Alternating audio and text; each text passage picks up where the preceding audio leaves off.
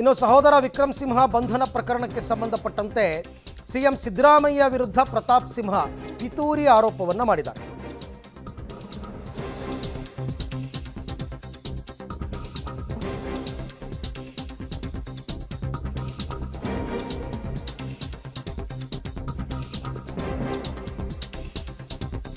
ನನ್ನ ತೇಜೋವಧೆ ಆಯಿತು, ನನ್ನನ್ನು ಮುಗಿಸೋದಕ್ಕೆಲ್ಲ ಪ್ರಯತ್ನ ಮಾಡ್ತಾ ಇದ್ದೀರಿ, ಕೊನೆಗೆ ನನ್ನ ಜೀವ ತೆಗಿಬೋದಷ್ಟೇ.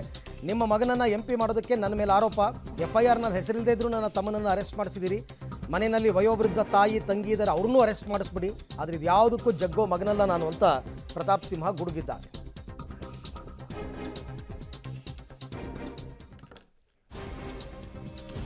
CM ಸಿದ್ದರಾಮಯ್ಯ ವಿರುದ್ಧ ಅಂದರೆ ಇವತ್ತು ಪ್ರತಾಪ್ ಸಿಂಹ ಇವತ್ತು ಬೆಳಗ್ಗೆ ಮಾತನಾಡಿದಾಗ ಕಂಪ್ಲೀಟ್ ಅವರು ಸಿದ್ದರಾಮಯ್ಯನವ್ರನ್ನೇ ಟಾರ್ಗೆಟ್ ಮಾಡಿ ಮಾತನಾಡಿದ್ದಾರೆ.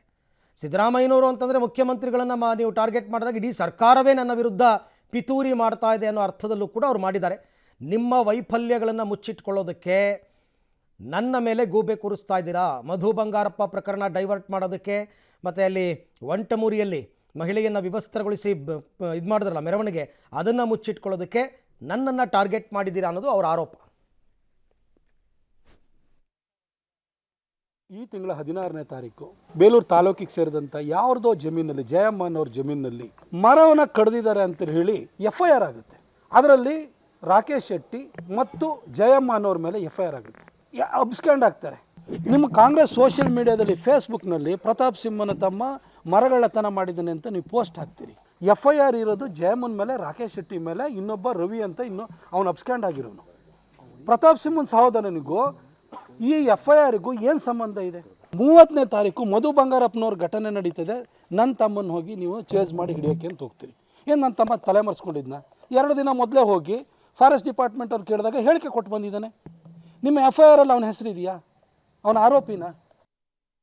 ತನ್ನ ಮಗನ ರಾಜಕೀಯ ಭವಿಷ್ಯಕ್ಕೋಸ್ಕರ ತನ್ನ ಮಗನನ್ನು ಮೈಸೂರಿನಲ್ಲಿ ಲೋಕಸಭಾ ಕ್ಷೇತ್ರಕ್ಕೆ ಚುನಾವಣೆಗೆ ನಿಲ್ಲಿಸಿ ಗೆಲ್ಲಿಸೋದಕ್ಕೋಸ್ಕರ ಎಷ್ಟೆಲ್ಲ ಶ್ರಮ ಪಡ್ತಾರೆ, ಯಾರನ್ನು ಬೇಕಾದ್ರೂ ತುಳಿಯೋದಕ್ಕೆ ಹಣಿಲಿಕ್ಕೆ ಪ್ರಯತ್ನ ಮಾಡ್ತಾರೆ.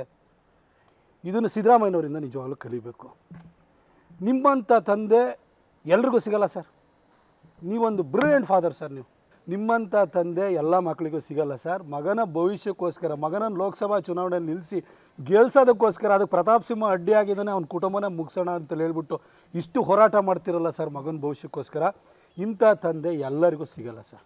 ನಿಮ್ಮ ಮಗನ ರಾಜಕೀಯ ಭವಿಷ್ಯಕ್ಕೋಸ್ಕರ ಪ್ರತಾಪ್ ಸಿಂಹನ್ನ ಎಲ್ಲ ರೀತಿಯಲ್ಲೂ ಕೂಡ ತುಳಿಯೋದಕ್ಕೆ ನೀವು ಪ್ರಯತ್ನವನ್ನು ಮಾಡ್ತೀರಿ. ನೀವು ನನ್ನನ್ನು ಈ ರೀತಿ ಎಲ್ಲ ತಂತ್ರಗಾರಿಕೆಗಳನ್ನ ಮಾಡಿ ಮುಗಿಸೋದಕ್ಕೆ, ಇಲ್ಲ ನನ್ನನ್ನು ಜೀವನ ತೆಗಿಲಿಕ್ಕೆ ನೀವು ಪ್ರಯತ್ನ ಮಾಡ್ಬೋದು ಅಷ್ಟೇ. ಅದು ಬಿಟ್ಟು ನಿಮಗೆ ಬೇರೆ ದಾರಿ ಇಲ್ಲ ಸರ್. ಸರ್, ನಿಮ್ಮ ಮಗನ ಭವಿಷ್ಯಕ್ಕೋಸ್ಕರ ನನ್ನ ಕುಟುಂಬವೂ ಕೂಡ ನೀವು ಮುಗ್ಸೋಕೆ ಹೊರಟಿದ್ದೀರಿ ಸರ್. ಮನೆಯಲ್ಲಿ ನಮ್ಮ ವಯೋವೃದ್ಧ ತಾಯಿ ಇದ್ದಾಳೆ ಸರ್, ಅವಳನ್ನೂ ಅರೆಸ್ಟ್ ಮಾಡಿಬಿಡಿ ಸರ್, ಪರವಾಗಿಲ್ಲ. ನನ್ನ ತಂಗಿ ಇದ್ದಾಳೆ, ಅವಳನ್ನೂ ಅರೆಸ್ಟ್ ಮಾಡಿ. ನಮ್ಮ ಕುಟುಂಬನ ಮುಗಿಸ್ಬೇಕು ಅಂತ ಹೊರಟಿದ್ದೀರಿ, ಆಯ್ತು ಬಿಡಿ. ನಿಮ್ಮ ಕುಟುಂಬ ರಾಜಕಾರಣನೇ ಮುಂದುವರಿಲಿ. ನಿಮ್ಮ ಮಗನ ಭವಿಷ್ಯಕ್ಕೋಸ್ಕರ ಎಲ್ಲರೂ ಮುಗಿಸ್ಬಿಡಿ ಸರ್. ಆದರೆ ನಾನು ನಿಮಗೆ ಇಷ್ಟೇ ಹೇಳಲಿಕ್ಕೆ ಬಯಸ್ತೀನಿ ಸರ್, ನಿಮಗೆ ಮುಂದೆ ಭಾಳಷ್ಟು ದಾರಿಗಳಿಲ್ಲ ಸರ್. ನನ್ನನ್ನು ನಿಮ್ಮ ಕೈಲಿ ಸೋಲ್ಸೋದಕ್ಕೆ ಕೊಡಗು ಮೈಸೂರಿನ ಜನ ಬಿಡಲ್ಲ ಸರ್. ಆ ತಾಯಿ ಚಾಮುಂಡಿ ಕಾವೇರಿ ತಾಯಿ ಬಿಡಲ್ಲ sir. All the best sir, ನಿಮಗೆ ಒಳ್ಳೆಯದಾಗಲಿ. ಆದರೆ ನಾನು ಜಗ್ಗೋ ಮಗ ಅಲ್ಲ ಸರ್.